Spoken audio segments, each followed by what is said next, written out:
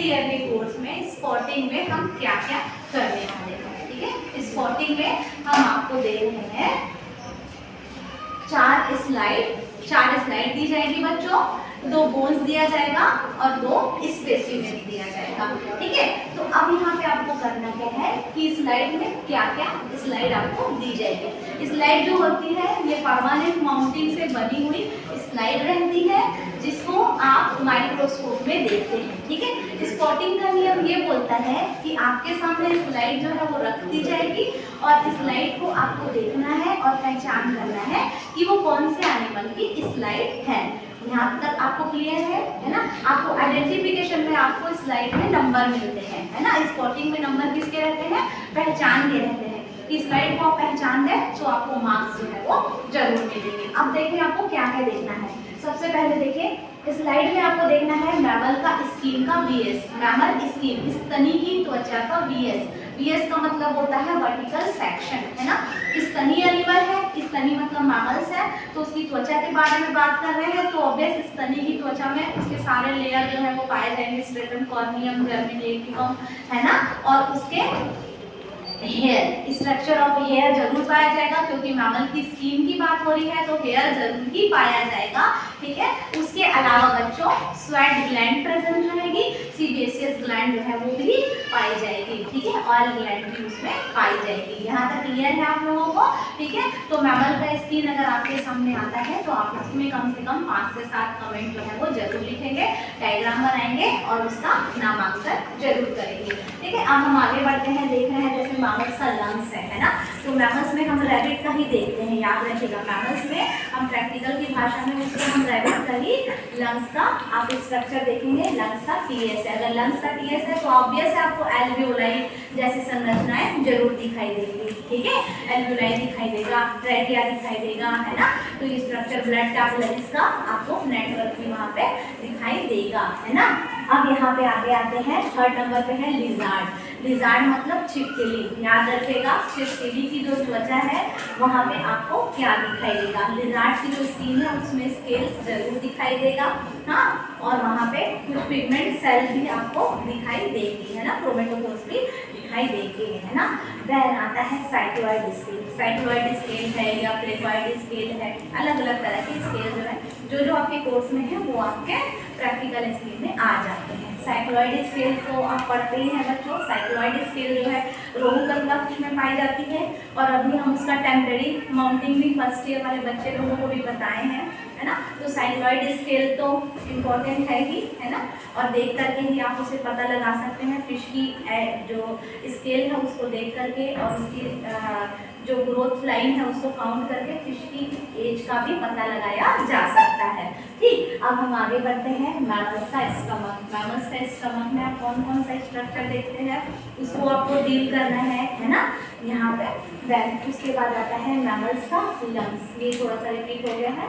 और मैमल्स का intestine. Mammals का इंटेस्टाइन में आपको सीरोसा लेयर दिखाई देगी, है ना, म्यूकोसल लेयर दिखाई देंगे, सीरोसा लेयर दिखाई देंगे, है ना। इंटेस्टाइन में ऑब्वियस है विलाई जरूर आपको दिखाई देगा। विलाई जानते हैं कि नहीं, इंटेस्टाइन में विलाई पाए जाते हैं जो इंटेस्टाइन की सरफेस एरिया को बढ़ा देते हैं। सही है, यहाँ तक याद रखना है आपको। हाँ, अब यहाँ पे क्या है बच्चों कि मैमल्स का इंटेस्टाइन है, फिर मैमल्स का टेस्टिस है।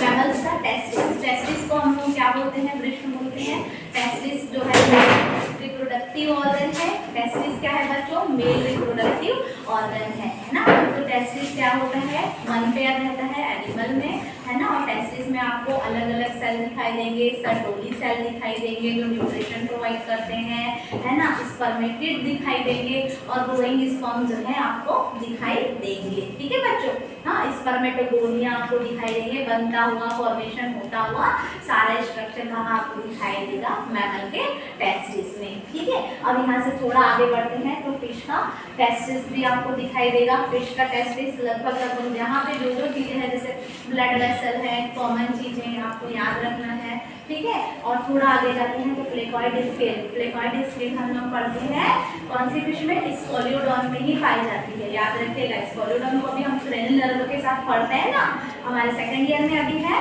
हाँ, तो ये प्लेकॉइड स्केल क्या है, कहाँ पाई जाती है, स्कोलियोडॉन फिश के स्किन में पाई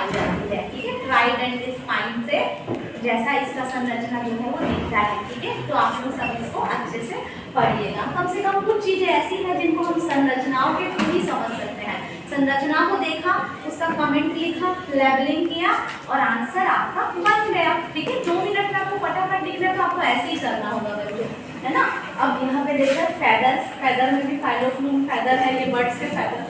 अब पिजन की स्कीन, पिजन क्या है, बर्ड्स है ना। तो बर्ड्स की स्किन में ऑब्वियस है कि फेदर जो है वो पाया ही जाएगा। तो फेदर, आप फेदर दिखेगा आपको, है ना। और वहाँ पे एपिडर्मिस रीजन दिखेगा, डर्मिस रीजन दिखेगा। इतना आपको याद रखना है। किसी भी स्किन में जाएंगे तो आपको 2 रीजन तो बिल्कुल क्लियर भी दिखेंगे। एक होता है एपिडर्मिस और दूसरा रीजन होता है डर्मिस, ठीक है। तो यहाँ पे आप नेक्स्ट कौन से हैं, एम्फीबिया का टेस्टिस है, एम्फीबिया का ओवरी। एम्फीबिया मतलब फ्रॉग का टेस्टिस और फ्रॉग की ओवरी। यहाँ पे बिल्कुल कंफ्यूज मत होना बच्चों, हाँ। यहाँ पे आपको हो जाएगा ओवरी है तो ओवरी में आपको क्या दिखेगा, ग्रेफिन फॉलिकल दिखेगा, है ना। जोना रेडिएटा, कोरोना रेडिएटा, एग के चारों ओर का कवरिंग दिखेगा। सही बात है। एग का फॉर्मेशन कहाँ होता है, ओवरी में ही होता है। तो ओवरी के टीएस में आपको ये सब स्ट्रक्चर दिख जाएंगे, है ना। और अपने में ग्लैंड्स भी है, तो ग्लैंड्स आप लोग देखेंगे, थायराइड ग्लैंड और पिट्यूटरी ग्लैंड। थायराइड ग्लैंड जो है कहाँ पाई जाती है, गले में पाई जाती है ना। थायराइड ग्लैंड कौन कौन से हार्मोन्स का सिक्रीशन करती है बच्चों, T3 और T4, याद है। थायरॉक्सिन हार्मोन जो है मेटाबॉलिज्म को कंट्रोल करते हैं, पढ़े हैं ना आप लोग। मेटाबॉलिज्म का बॉडी में बहुत बड़ा इंपॉर्टेंट रोल है ना।